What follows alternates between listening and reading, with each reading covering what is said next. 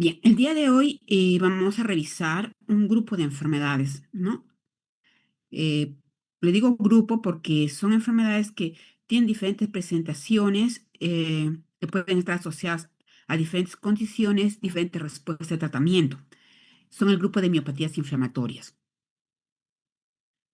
Las miopatías inflamatorias es un grupo heterogéneo caracterizado por debilidad muscular proximal e inflamación no supurativa del músculo esquelético. Esto es muy importante tener para definición de estas patologías, ¿no? En primer lugar, descartar que no sea infecciosa, por eso dice no supurativa, debilidad muscular proximal, ¿no? Sobre todo al inicio de la enfermedad, el compromiso básicamente es proximal, cintura escapular, cintura pélvica. Entonces el paciente no puede levantar los brazos, no puede subir escaleras. Generalmente esto es en forma progresiva de un inicio insidioso, generalmente. Hay diferentes criterios de clasificación. Acá les voy a mostrar varios. Los antiguos que eran los más utilizados hasta hace un tiempito, tenemos el criterio de Bohan y Peter, acá el criterio de Tarbox, criterios de Tanimoto. Básicamente para mostrarles cómo ha evolucionado en cuanto a la forma de diagnosticar las miopatías inflamatorias. El primero en todos, ustedes observan que es la debilidad muscular proximal simétrica. Eso quiere decir que el cuadro clínico es muy predominante. ¿Alguien me puede decir que puede haber algún tipo que no haya compromiso muscular? Bueno, muy raras veces se habla de algunos compromisos de este tipo amiopáticos, pero eso no es lo común. Generalmente lo más importante en el diagnóstico es la debilidad muscular proximal simétrica. Segundo, que utilizan en comparando estos criterios, es la elevación de enzimas musculares, que eso se mantiene. Antes era muy importante la electromiografía anormal. En el momento más se utiliza para diagnósticos diferenciales, descartar otras patologías. Ya les voy a mostrar cómo están actualmente los criterios de clasificación. Anomalías en la biopsia muscular también sigue siendo importante, incluso la presencia de la biopsia muscular da más puntaje. Y eso sobre todo hasta aquí, para la parte de polimiositis. Sin embargo, van a ver que hay un grupo de enfermedades que catalogas como dermatomiositis y como su nombre lo dice, es compromiso dérmico. Entonces acá van a ver diferentes tipos de compromiso dérmico, que vamos a ver unas fotos más adelante. Entonces, un rash cutáneo típico de dermatomiositis, entonces ya el término cambia de polimiositis a dermatomiositis con el compromiso dérmico. En los criterios de Targov ya empiezan a darle importancia a anticuerpos específicos para miositis, los cuales antes son específicos y poco sensibles. Eh, y la resonancia magnética, que también es una ayuda auxiliar importante, eh, sobre todo para determinar si la extensión de inflamación muscular, determinar el lugar donde se puede hacer la biopsia, si hay actividad o no de la enfermedad. En algunos casos nos permiten como diagnósticos diferenciales porque algunas patologías como las miopatías por post-inclusión pueden tener algún patrón específico de compromiso de algunos músculos o grupos musculares. En cuanto a los criterios de Tamimoto, si observamos, bueno, ahí da importancia al dolor muscular. Sin embargo, el dolor muscular no siempre está presente en estas patologías. Generalmente lo hace en la forma necrosante, que vamos a dar algunas palabras más adelante, y en compromisos muy agudos. La presencia de artralgias o artritis no destructiva tampoco no es una presentación muy frecuente, y es más, cuando se presenta en forma muy intensa, deberíamos descartar otras patologías asociadas. Y signos inflamatorios sistémicos como el malestar general, etcétera. Eh, Acá una descripción más, sobre todo porque los de Bohan eran los más aceptados. Creo que son los más rápidos y más fáciles cuando queremos hacer un diagnóstico rápido. El compromiso muscular, ¿no? Remarco nuevamente la debilidad muscular proximal, progresiva y simétrica. Recuerden siempre que la simetría, ¿no? Siempre está comprometido a ambos lados. De repente a veces hay la predominancia de un lado, pero es siempre a ambos lados, porque si nosotros tenemos solamente un solo lado, no vamos a pensar en estas patologías. Em, ¿Qué músculos? Los músculos proximales, como mencionamos, cintura escapular, cintura pélvica, pero también puede haber de músculos flexores del cuello o músculos involucrados en la deglución o en la fonación. La biopsia muscular, vamos a dar algunas palabras más adelante. Elevación de enzimas musculares, sobre todo la creatina fosfoquinasa, que nos sirve solamente para el diagnóstico. En algunas formas se eleva más, a veces incluso puede estar normal, y que también nos sirve para el seguimiento de la enfermedad. También se puede observar también aumento en cuanto a las transaminasas y a la deshidrogenasa láctica, que en unas ocasiones puede llevar a diagnósticos diferenciales con hepatopatías. Entonces, el médico encuentra aumento de transaminasas y al no pensar en esta patología, piensa que el paciente tiene una hepatopatía, ¿no? La electromiografía, ya les había mencionado, vamos a remarcar que al momento ya no se le da tanta importancia como antes, más que todo para diagnósticos diferenciales, eh, y lo característico son potenciales de unidades motoras polifásicas de corta duración con fibrilaciones por denervación muscular, ¿no? Lógicamente, cuando hablamos de dermatomiositis, hablamos de el exantema en heliotropo con edema periorbitario, la presencia de las pápulas o signo de Gottron, que también vamos a ver unas imágenes. eh, Puede haber también compromiso a nivel de ungueal, ¿no? Con las manos de mecánico, otro tipo de exantema eritematoso o poiquilodermia, entre otras.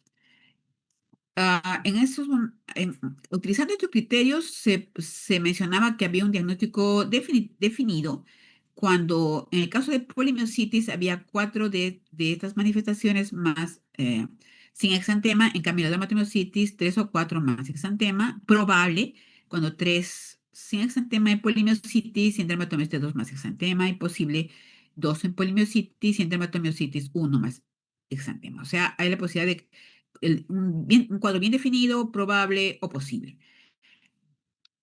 En el 2017, el Euler y ACR ya colocaron puntaje a estas manifestaciones y es aquí cuando ya no se considera, por ejemplo, la electromiografía. Y tenemos aquí, por ejemplo, la columna, ¿no? Que tenemos de la izquierda, es con biopsia y sin biopsia. Yo le mencionaba que cuando había biopsia muscular, entonces tenía mayor puntaje, o sea, una biopsia muscular positiva, ¿no?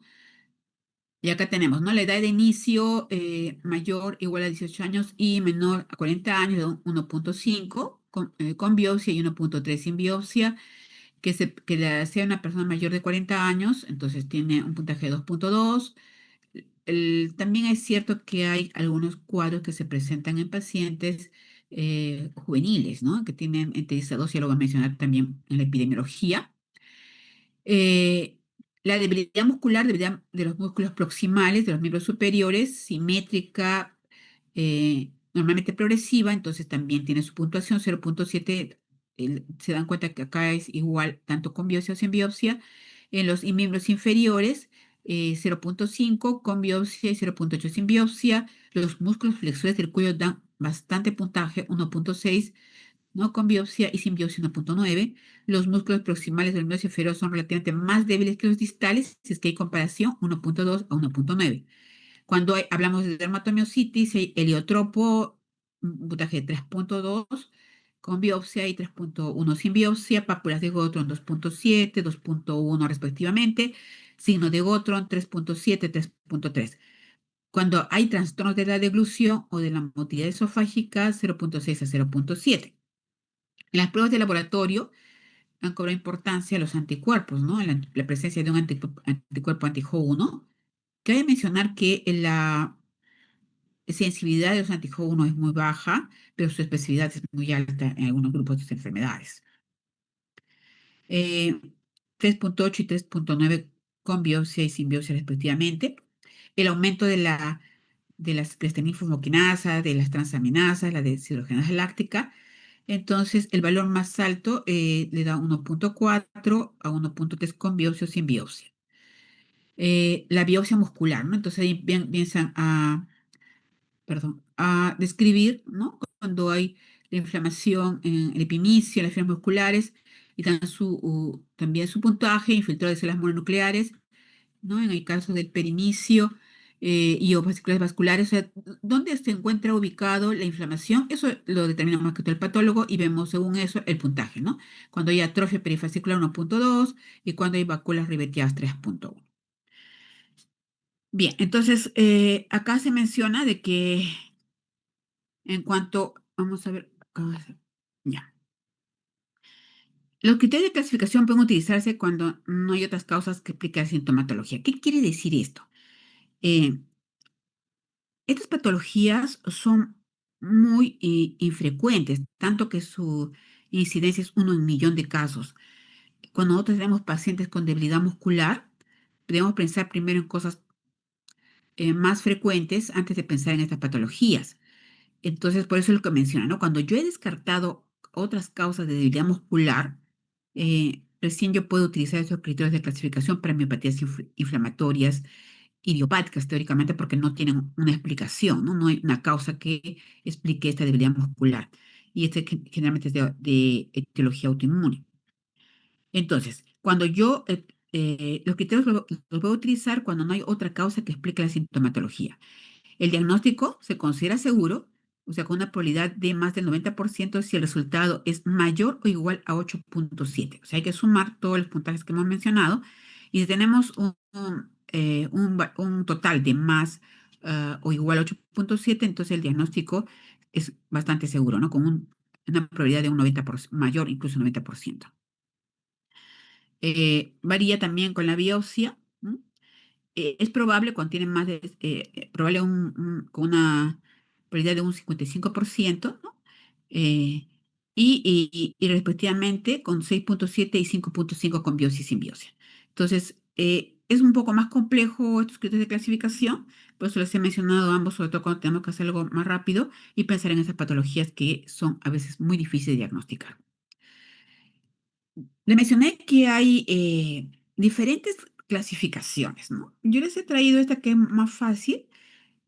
Se ha asociado ahora una nueva forma de presentación, en una forma más agresiva, ¿no? La miopatía necrotizante de etiología autoinmune, pero generalmente los clasificamos como polimiositis, dermatomiositis juvenil, miopatías asociadas a neoplasias, miopatías asociadas a enfermedades de colágeno, miopatías por grupos de inclusión, ¿no? Esa es la clasificación más utilizada que lo dieron Bohan y Peter.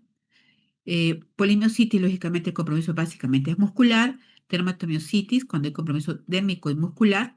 Dermatomiositis juvenil, que se presenta en adolescentes. Miopatías asociadas a neoplasias, sobre todo descartados en pacientes mayores de 50 años. Miopatías asociadas con enfermedades de colágeno.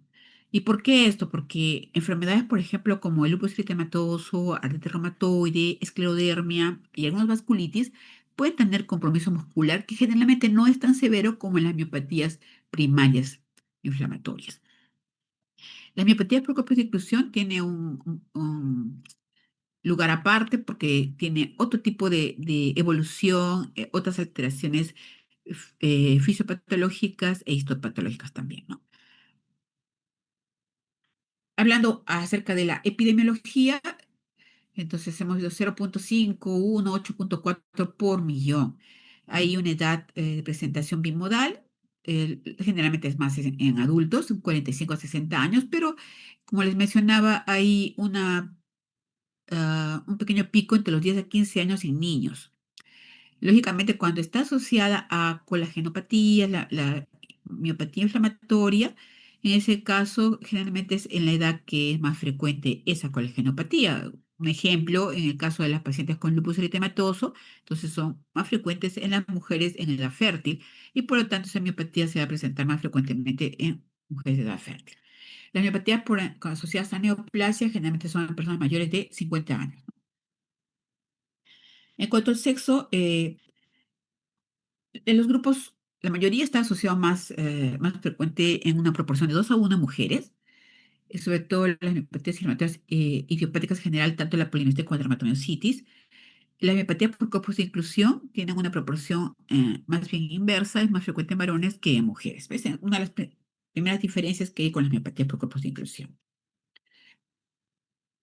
Acá algunos cuadros de diferenciación en estas patologías. El caso de la dermatomiositis y la polimiositis más en el sexo femenino y la miopatía por copas de inclusión más en el masculino.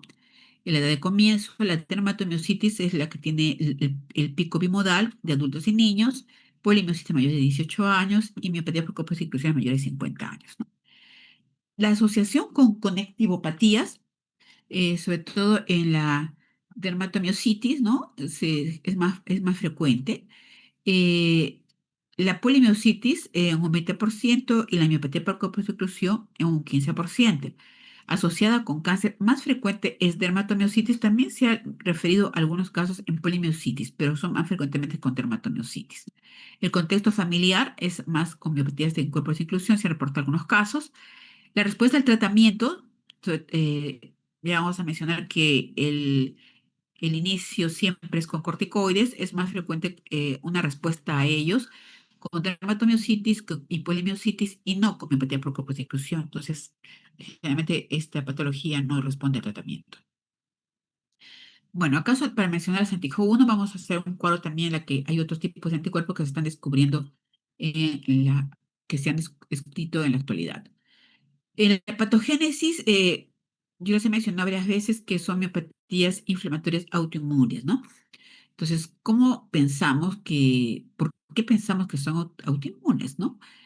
Tiene el mismo contexto de todas las enfermedades autoinmunes. Nosotros todavía no sabemos la causa, por qué se producen las enfermedades autoinmunes, por qué el sistema inmune de los pacientes pierde la tolerancia a los autoantígenos, ¿no? Eh, pero lo que sabemos que hay un factor genético, hay una predisposición genética que va a ser activada por un factor ambiental, ¿no?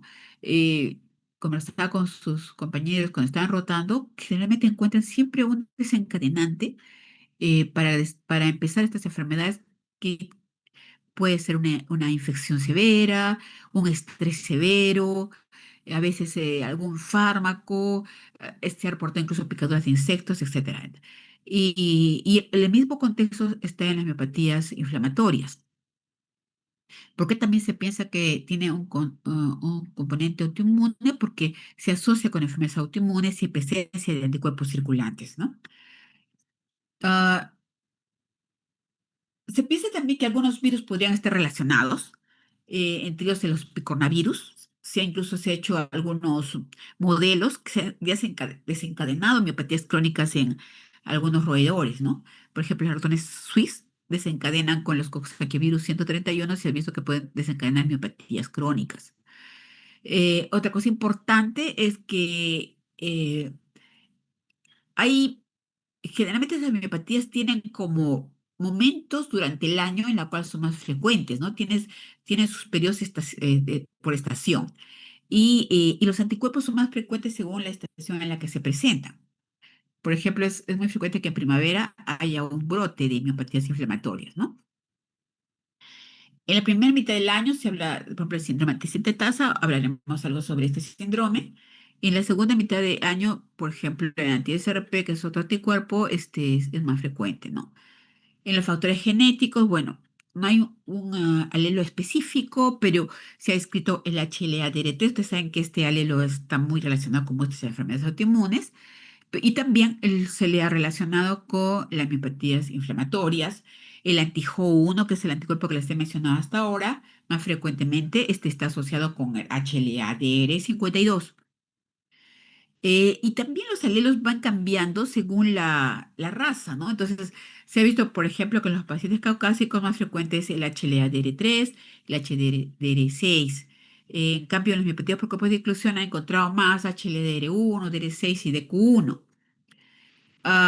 Es importante también mencionar que en cuanto a la fisiopatología como tal, en la polimiositis sin compromiso dérmico, se ha visto que hay una citotoxicidad antígeno específica, ¿no? O sea, más es una respuesta celular. Y eso también se ha visto en la miopatía por inclusión.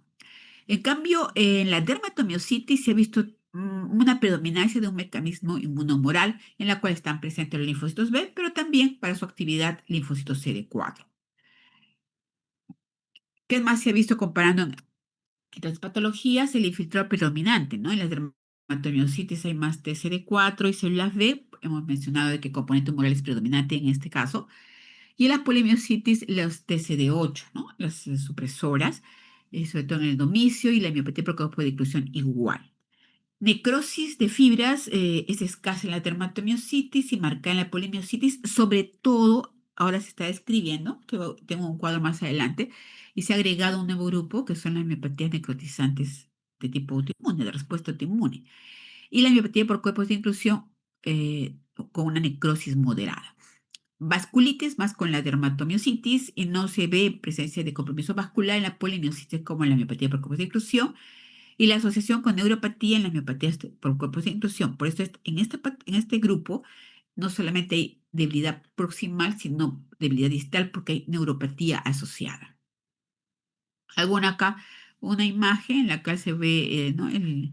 la presencia de infiltrado de CD4, CD8, ¿no? En el caso de la polimiositis y en el caso de la dermatomiositis, la predominancia de los complejos, ¿no? Con los anticuerpos y las células B.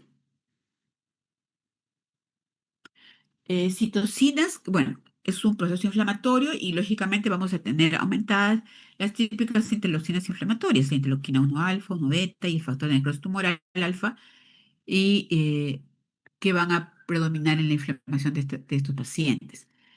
Yo les recomiendo siempre tener su algoritmo porque se remarca que estas patologías son raras y tenemos que descartar patologías mucho más frecuentes. Entonces, este algoritmo, acá observando, tenemos un paciente con debilidad muscular objetivable. O sea, yo veo y hago el examen de mi paciente y veo que este paciente tiene debilidad muscular. Ya si tiene, porque ahí pues si me siento cansado y me siento débil, pero ustedes evalúan y realmente no hay debilidad muscular. Entonces, si no hay debilidad muscular, vamos a ver si no tiene una enfermedad cardiopulmonar, si de repente tiene anemia, una infección crónica, de repente tiene un cáncer y por eso se siente débil el paciente. A los pacientes con depresión, ¿no? La artritis también pues, tiene sensación de debilidad, pero cuando yo le examino, la debilidad está conservada. Pero si yo, cuando examino al paciente, encuentro una debilidad objetiva, entonces yo tengo que verificar si esta es generalizada o esta es localizada. Empezamos siempre por ahí. Si es generalizado, o sea, en general todo el cuerpo está débil en el paciente, entonces hay que descartar, por ejemplo, miastenia gravis, caquexia o parálisis periódica, ¿no? Ahora, si es localizada, yo debo ver primero si es asimétrica o es simétrica. Si es asimétrica, entonces tenemos una serie de patologías neurológicas, ¿no? Desórdenes regionales neurológicos, desórdenes desmielinizantes, neuropatías compresivas, ¿no? De repente, alguien tiene una fractura y se lesiona algún nervio cercano, entonces va a producir debilidad en el miembro de donde se produjo la fractura. La mononeuritis múltiple también es asimétrica, la atrofia por desuso, ¿no? Y la miastenia gravis también puede presentar una forma asimétrica. Pero si es simétrica, que es la otra rama del algoritmo, tenemos que verificar dónde está. ¿Es distal? ¿Es proximal? ¿O tiene un patrón específico, ¿no? Entonces, por ejemplo, si tiene un patrón específico, la distrofia muscular, ¿no? Entonces, esto es una enfermedad genética en la cual lo que el paciente tiene más debilidad en miembros inferiores y tiene hipertrofia de gemelos, ¿no? Entonces, tiene un patrón específico. Y igual con la miastenia gravis, recuerden la caída de los párpados, etcétera, etcétera. En cuanto a la proximal, vamos a ver primero la distal. Cuando hay debilidad distal, recuerden, y sobre todo generalmente hay asociación con alteraciones sensitivas, pensar en neuropatías periféricas. Neuropatía. En cambio, cuando la debilidad es proximal simétrica, entonces allí pensamos en las miopatías. Recuerden que acá no debe haber compromiso sensitivo de ningún tipo porque el paciente, básicamente el compromiso es a nivel del músculo, no tiene que ver nada en el resto de la conducción del nervio, ¿correcto? Entonces, importante ubicarnos para los diagnósticos diferenciales. Bueno, acá un esquemita para recordarnos, ¿no? Tenemos que pensar cuando hay debilidad, ¿dónde está la alteración? Pero en el caso de las miopatías, está en el músculo. Cuando hay debilidad distal, está en el nervio. ¿Ya? Y lógicamente ya ustedes conocen cuando hay un problema a nivel cerebral, tiene otro tipo de debilidad, hemiparesia, etcétera, etcétera, ¿no? Entonces, por eso es importante determinar dónde está la debilidad y completarla con el examen físico adecuado. Bueno, las miopatías no solamente son miopatías inflamatorias, es todo un tratado de causas, de tipos de miopatías. Nosotros estamos básicamente en el primer grupo que estamos observando acá en este cuadro, que son las miopatías inflamatorias. Entonces, son características son inflamatorias, ¿no? Y ahí estamos lo que estamos refiriendo, ¿no? Polimiositis, dermatomiositis, miopatía por grupos de inclusión. Pero, así rápidamente, ¿qué otras causas puede haber de miopatías, no? Por ejemplo, las distrofias musculares acá. Entonces, que son alteraciones genéticas, ¿no? ¿Y cómo hago el diagnóstico diferencial? Que empieza en la infancia, ¿no? Entonces, no es algo que acaba de empezar o adquirido, eso empieza desde pequeños, ¿no? Tiene problemas para caminar, para hacer ejercicio, etcétera, etcétera. Los síndromes miotónicos, ¿no? También producen problemas de miopatía que pueden ser inducidos incluso por drogas, las miopatías congénitas, miopatías metabólicas, en la cual hay alteraciones en cuanto a las mitocondrias, etcétera, acumulación de glicógeno, por ejemplo, miopatías endocrinas como problemas en la tiroides. Entonces, en diagnósticos diferenciales importantes hay que tener en cuenta las alteraciones de tiroides. Lógicamente que la debilidad no va a ser solamente proximal, pero tengamos muy en cuenta que el hipotiroidismo o el hipertiroidismo, el hipo y el hiperparatiroidismo pueden acompañarse de debilidad. También los problemas a nivel de esteroides, ¿no? Incluso los corticoides pueden producir también debilidad. Alteración de la pituitaria. Importante, algunas drogas que producen miopatías.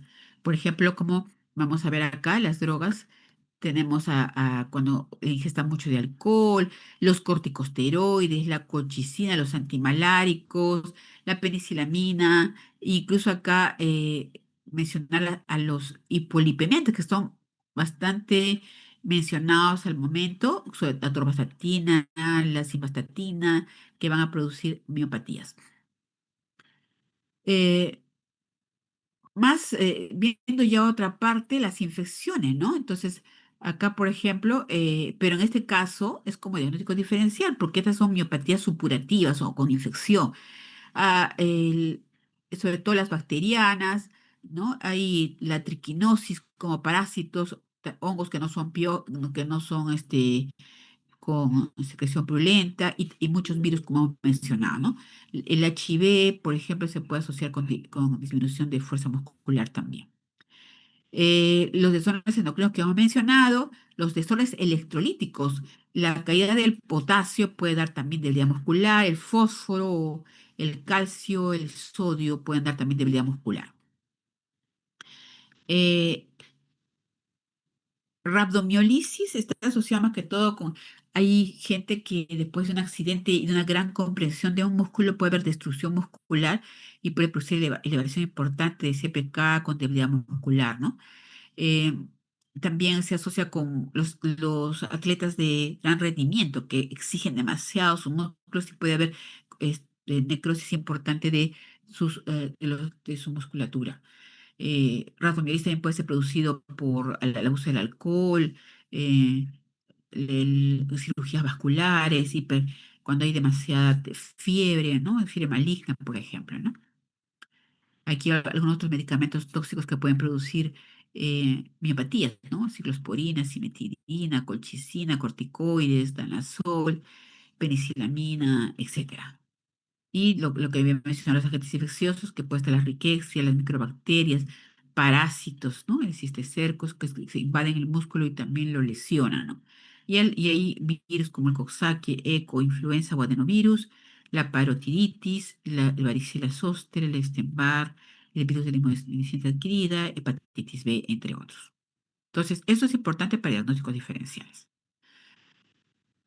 En cuanto al cuadro clínico, hay que separar los síntomas sistémicos, entre los cuales podemos ver sobre todo anorexia y fatiga, ¿no? Y lo clásico, que es la debilidad muscular proximal simétrica.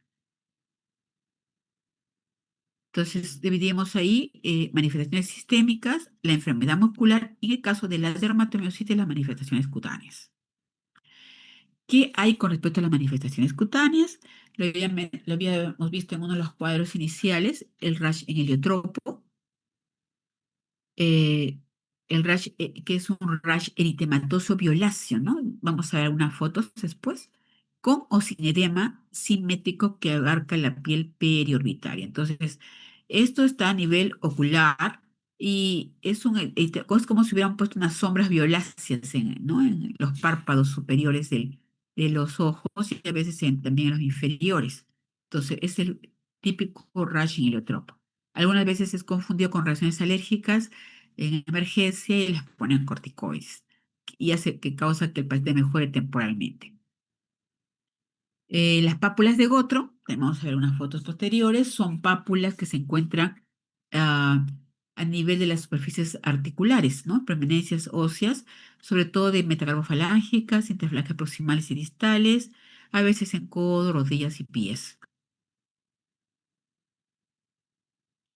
Otras manifestaciones cutáneas también puede haber eritema malar, que a veces puede semejar a lupus, poiquilodermia, eritema violáceo en superficies extensoras o cambios ungueales y cuticulares en lo que se llama manote mecánico. En los cambios ungueales, o sea, las uñas, tenemos telangiectasias periungueales, hipertrofia cuticular e infartos hemorrágicos. Ah, las miopatías inflamatorias, la forma de evolución y la forma de inicio puede ser de tres tipos, ¿no? Acá yo estoy poniendo lo más frecuente, que es el inicio insidioso, el cuadro se va instaurando en 3 a 5 meses, es un cuadro subagudo, pero hay otros pacientes que pueden hacer un cuadro muy agudo, el inicio es más rápido y además evoluciona en días a semanas en forma muy agresiva de enfermedad y mucho más peligrosa. Y acá se menciona esta nueva clasificación que estamos hablando de las miopatía necrotizante. Ya sabemos que los músculos proximales, caderas, hombros, son los más afectados. En un 50% se puede encontrar los músculos del cuello, sobre todo los flexores, una disfunción del esófago y obstrucción cricofaringea con ocasionando disfagia, o una debilidad muscular faringea ocasionando disfonía. Puede haber mialgias y artralgias y la artritis franca es rara, ¿no? Incluso cuando hay artritis podemos estar perdiendo un síndrome antisintetasa, porque no es frecuente, la mayor parte de pacientes no tienen ningún compromiso articular. El fenómeno Raynaud, como ustedes han estado observando durante todo el curso, puede presentarse en varias enfermedades, no es específico de ninguno, tal vez es más frecuente en la esclerodermia, pero se puede presentar en el lupus, en la artritis reumatoide y en las miopatías inflamatorias y algunas vasculitis. Cuando los cuadros son mucho más agresivos, eh, pueden haber compromiso pulmonar del tipo de fibrosis pulmonar y vamos a ver que a veces están asociados con algún tipo de anticuerpo y de muy mal pronóstico, y presentando fibrosis o neumonía intersticial y como complicación debido a que el paciente tiene dificultad para la deglución, puede haber neumopatías por aspiración, que es una complicación y causa de mortalidad. Bien. Vamos a dar una revisada a estas fotos en las cuales podemos observar el eritema heliotropo, ¿no? De repente la imagen no se ve muy bien el color violáceo, pero podemos observar el edema palpebral bilateral. Por eso es que muchos pacientes son llevados a emergencia y piensan que tiene una reacción de hipersensibilidad hacia algo, le ponen su antihistamínico y le ponen su corticoide, mejora temporalmente y luego vuelve a recaer y de repente nadie preguntó si había debilidad muscular, que generalmente está presente ya. Acá podemos ver lo que se describe como manos de mecánico o alteraciones ungueales, ¿no? Con hipertrofia cuticular, ¿no? Se ve claramente la hipertrofia cuticular, ¿no? Telangiectasias periungueales, y a veces se ven algunas lesiones como vasculitis, que son como astillitas rojitas en esta parte de las uñas y que eso indica gravedad de enfermedad, ¿no? Acá está lo que llamamos el gotro, ya el signo de gotro, que es las lesiones acá maculares en la región de metacarpofalángicas, pues también interferencias proximales, algunas son más rosaditas, más descamativas, ¿no? Acá en superficies de extensión generalmente, interferencias proximales, placas distales, metacarpofalángicas, pues también están en rodillas, en codos. Acá más claramente podemos ver no solamente las lesiones de gotro, que están observando las lesiones de Gotro, sino también vemos las lesiones en las uñas, ¿no? Que es, acá podemos observar, ¿no? De manos de mecánico y a las lesiones de Gotro acá. Acá también mucho más claro, lesiones de Gotro, metacarfalángicas, falángicas proximales. Y acá, por ejemplo, acá es más claro las lesiones en astilla, ¿no? En esta foto se puede ver mejor el heliotropo. Vemos acá la coloración, ¿no? Media violácea. Y también un eritema malar que también se puede observar, ¿no? Que se parece un poco al lupus, pero acá el heliotropo sí es clarísimo.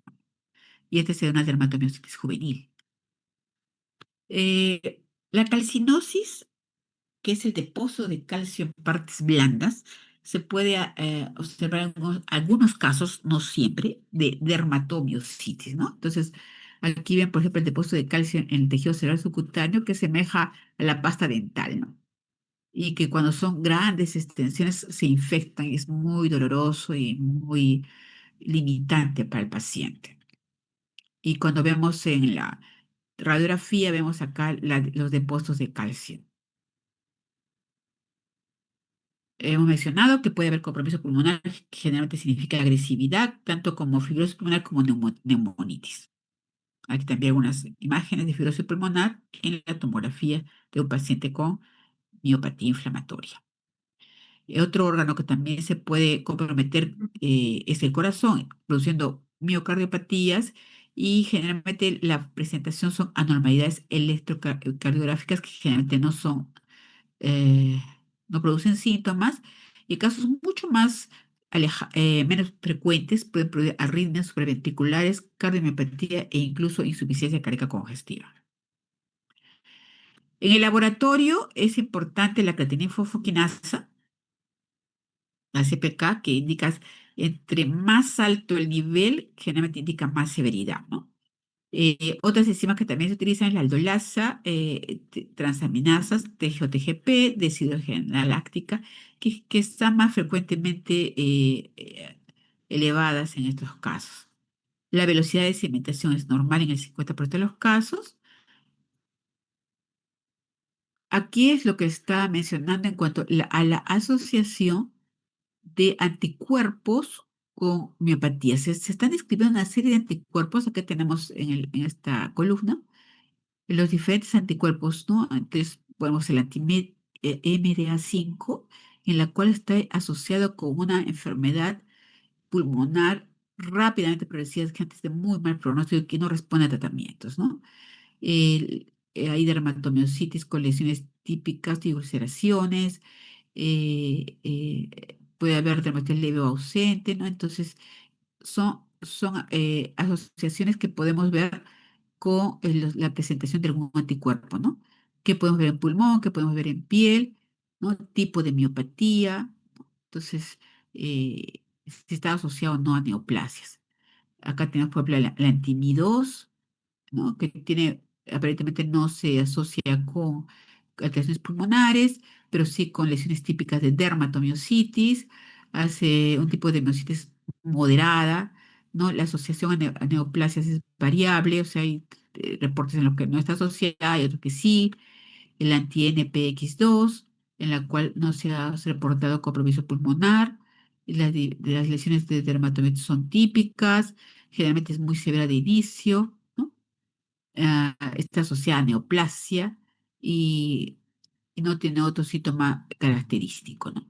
Y aquí vemos la anti-T1F1G, que no tiene tampoco afección pulmonar hasta el momento reportada, dermatomiositis de lesiones típicas severas y fotosensibles, y da un cuadro de miopatía a veces leves, y formas incluso amiopáticas, o sea, en la cual no hay debilidad muscular, y más que todo hay lesiones dérmicas y es frecuente en personas mayores de 40 años. Y en estos casos sí podemos ver la calcinosis que hemos observado en las fotografías, ¿no? La presencia de anti-CRP, en la cual se hay enfermedad pulmonar, eh, entonces el compromiso diérmico es variable y generalmente atípico, o sea, no vemos frecuentemente el heliotropo o el gotro, Generalmente el compromiso muscular puede ser muy severo con creatinina y fibroquinasas muy altas, ¿no? No asociado a gente con neoplasias y otro cantidad clínica importante, ninguna. Anti-HMGCR, también con el pulmón no hay nada conocido, el compromiso de variable atípico, la miopatía está asociada con la miopatía necrótica, ¿no? Inmunomediada, severa, con que estén muy, muy altas, ¿no? Y a veces asociado con el uso de estatinas como desencadenante. Aunque eso no es muy frecuente porque lo que más sucede es una vez que empieza la estatina y produce una miopatía, la suspensión, generalmente en 2 a 6 semanas se produce resolución del cuadro. Muy pocos cuadros se han asociado con desencadenar una enfermedad autoinmune, ¿no? La anti-CN1A, que no hay compromiso pulmonar referido, ni tampoco dérmico, ¿no? Entonces, ese sí está asociado con la miopatía de cuerpos de inclusión. Y la CPK no está poco elevada, no se asocia con neoplasias y puede estar presente en lupus y asociado con lupus y Sjögren. Igual acá tenemos, ¿no? Otras asociaciones de estos anticuerpos que están asociados con síndromes de sobreposición. ¿Qué quiero decir? Miopatías asociadas con otras enfermedades difusas del tejido conectivo, por ejemplo, síndrome de Sjögren, enfermedad del tejido conectivo, y cumplen con polimiositis, dermatomiositis, además de el otro miopatía asociada, ¿no? El- el- La electromiografía antes era más mencionada como criterio de diagnóstico, ahora más como diagnóstico diferencial. Se caracteriza por potenciales unidades motoras bajas de amplitud y corta duración. Vamos a ver un esquema, la siguiente, para mostrarle cuál es la diferencia entre normal y alteración por miopatía y neuropatía. Es característico las fibraciones de presencias de ondas positivas agudas, o sea, lo que se llaman las ondas de inserción, ¿no? Irritabilidad de inserción. Y hay descargas bizarras de alta frecuencia espontáneas por el músculo inflamado. Entonces, uno cuando acompaña al paciente en su examen siente como si fuera un granizado, ¿no? Las descargas bizarras de alta frecuencia que se producen en la electromiografía. Recuerde que la electromiografía va a permitir determinar la velocidad de conducción, ¿no? Nerviosa, ¿no? Y acá la placa en forma indirecta. Entonces, es lo que evalúa realmente la electromiografía, la velocidad de conducción que normalmente debe estar conservada en los pacientes con miopatía. Aquí los resultados de la electromiografía, generalmente las ondas son de esta forma, normales. En las neuropatías, ¿no? Entonces, fíjate, puede haber alteración mixta. Y en las miopatías sí son pequeñas, se acortan tanto en longitud como en altura, ¿no? Incluso las alteraciones de la electromiografía, esta tríada que hemos mencionado anteriormente, puede estar incompleta y solamente presentarse parte de la triada o la electromiografía incluso puede ser normal en un 10 a 15% de los casos. La biopsia. La biopsia, ustedes han visto que también tiene una importancia para determinar la extensión de la enfermedad o comprobar el diagnóstico si hay tampoco diagnósticos diferenciales. Pero es importante que la biopsia sea adecuada. Las lesiones que se producen en las miopatías no es de forma uniforme en todo el músculo, se produce por parches. Entonces, puede suceder que cuando yo tomo la biopsia puedo haber tomado una parte del músculo que no está comprometido, ¿no? Entonces, y de repente lo encuentro normal o puedo con diferentes estadios, ¿no? Ahí es mezclado. No todo el compromiso muscular está en la misma etapa. En algunos puede estar con mucha inflamación, en otras con necrosis, en otras con regeneración, etcétera. Cuando ya el paciente tiene una enfermedad más prolongada, y el infiltrado no va a ser tan característico y ahí puede haber atrofia y en casos ya mucho más crónicos va a haber reemplazo incluso del músculo con fibrosis intersticial y generalmente en estos pacientes cuando tienen una gran fibrosis tienen una secuela de debilidad importante. Aquí algunas palabras, algunas imágenes, ¿no? Acá por ejemplo ven infiltrado inflamatorio importante en los músculos a nivel perifascicular En cambio, acá, por ejemplo, se ve mucho más atrofia, ¿no? De reemplazo ya por fibrosis de esos pacientes. Ya hemos mencionado ya hartamente los diagnósticos diferenciales, el compromiso cutáneo de la dermatomiositis como un resumen.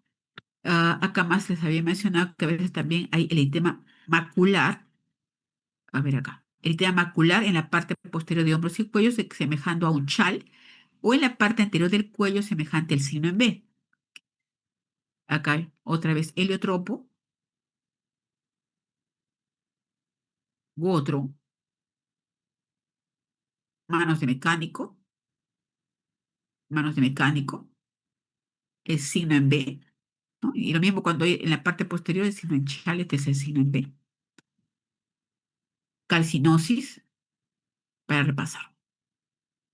Algunas palabras para el síndrome anticitetasa, que es una presentación eh, que hay que tener en cuenta por la agresividad de la enfermedad, ¿no? Generalmente se presenta en mujeres de edad media, con presencia de fiebre, y una miopatía que tiene una mala respuesta al tratamiento, con una enfermedad pulmonar idiopática difusa, con lesiones cutáneas con manos de maquinista de mecánico y con una artritis marcada y síndrome de Raynaud. Entonces, este es el síndrome de sintetasa que generalmente indica mal pronóstico. Acá tenemos también enfermedad de Raynaud, una foto de enfermedad de Raynaud. Y lo que se había estado mencionando, algunas palabras son los diferentes anticuerpos, ¿no? Todavía estos anticuerpos ya se están haciendo un poco con más frecuencia, pero su costo todavía es alto. En el hospital no tenemos todavía el set de anticuerpos para miopatías, anti-Mi2, MMDA5, que hemos mencionado hace unos momentos, el NPX, ¿no? Algunos asociados sobre todo el P155 y el NPX con neoplasias, ¿no? A veces también, por ejemplo, algunos de ellos varía, depende de la raza. Por ejemplo, el síndrome NXP2 en adultos, italianos, son positivos en 30%, ¿no? Con dermatomiositis asociado a una enfermedad grave y sin asociación con neoplasia. Y sin embargo, en los japoneses está asociado a una neoplasia de un 58% cuando está presente. Recuerda que estos anticuerpos generalmente no son muy sensibles. El síndrome anti-NPX2 en niños, que este sí está asociado en calcinosis y tiene una sensibilidad de un 18 o 25%. Hay contractura, miopatía con debilidad, incluso enfermedad intestinal y no se asocia con neoplasias. Pero se dan cuenta que cada anticuerpo está asociado con algún síndrome en especial, ¿no? El anti-P155 con mucha lesión cutánea, debilidad y con enzimas musculares elevadas, hipoequilodermia semejante a psoriasis. La MDA5, esta es una de las más temidas, ¿no? Por su curso clínico rapidísimo, con una hemorragia, incluso llega la hemorragia alveolar. Hace poco tuvimos un paciente en menos de una semana que estuvo en el hospital, terminó en UCI con insuficiencia respiratoria.